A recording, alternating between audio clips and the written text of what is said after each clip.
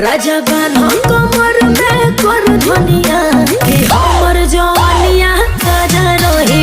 राजा बान्हो कमर में कर धनिया कि हमर जवानिया ताजा रही।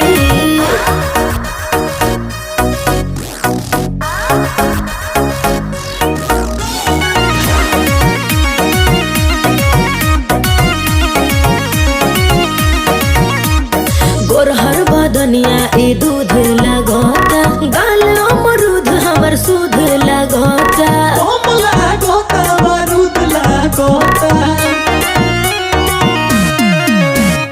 ऊपर से नीचे ले खोआ बड़ू, कहे सब दिल के पोहा बड़ू। पागल कटहल के कुआ बड़ू।